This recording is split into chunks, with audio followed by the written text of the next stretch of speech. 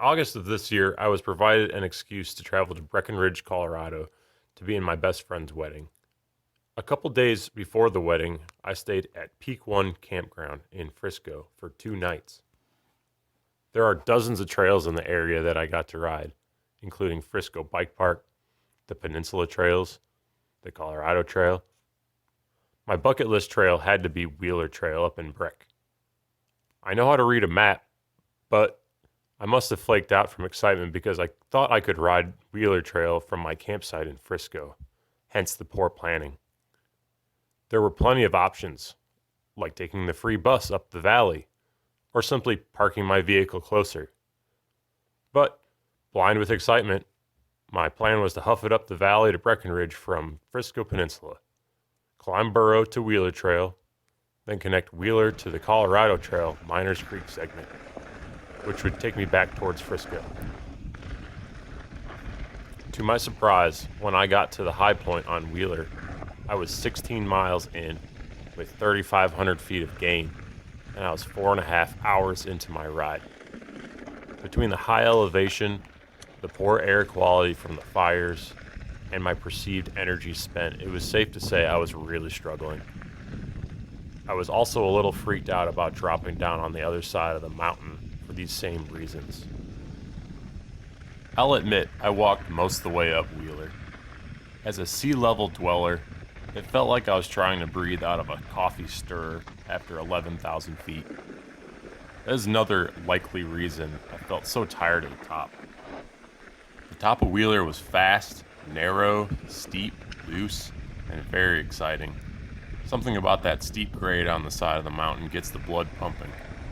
Don't fall to the right. So, I bailed out at the first ridge and zipped back down the south side of Wheeler. It was disappointing to turn around, but it was probably a good thing I did. At the bottom of Wheeler, it started thunderstorming. Exposed high alpine is not a good place to be during a thunderstorm.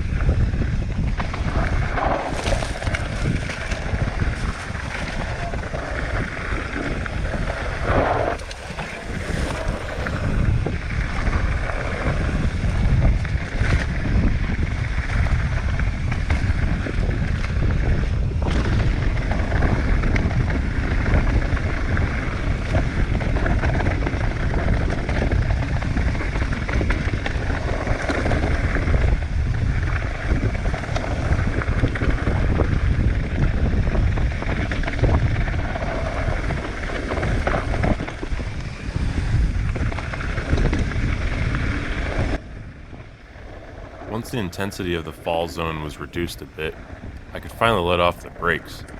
Suckers were smoking.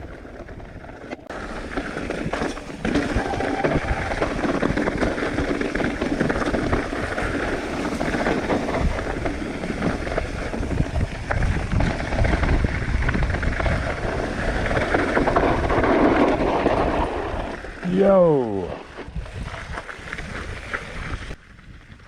My bad on that skid.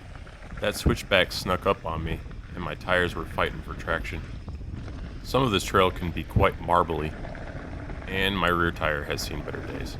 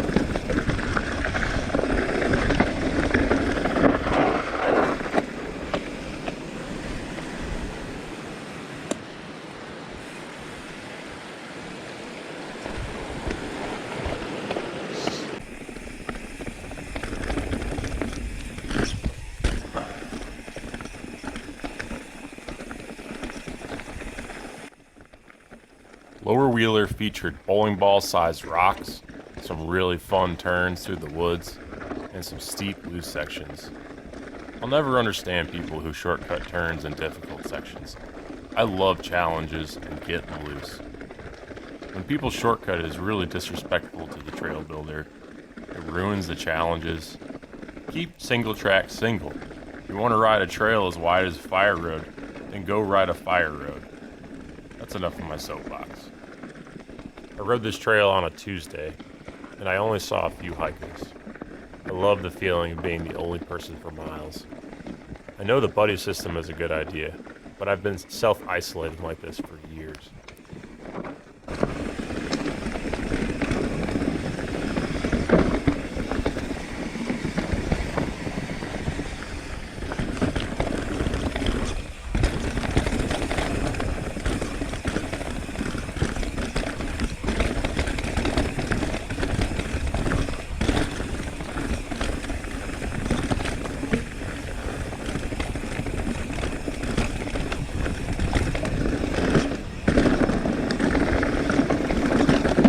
Yo!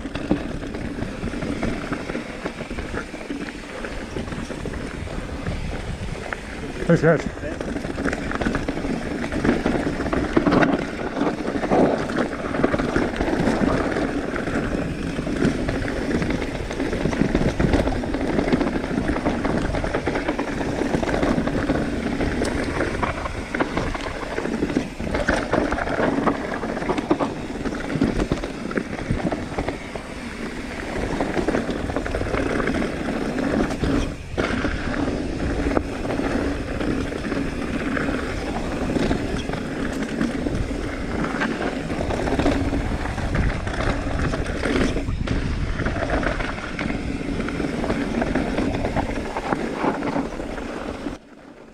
After I got to the bottom of Wheeler, I took Spruce Creek Trail back to the main road. Spruce had a ton of hikers while I was trying to race the weather. I feel like this was another poor choice that I made on this route. I think Burrow would have been a better choice. I only saw one group of hikers on my way up Burrow.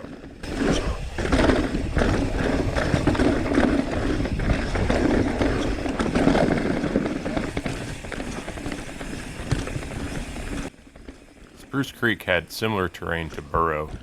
Hard-packed, rocky, rooty, and fast. I love riding my bike like a pogo stick on trails like this.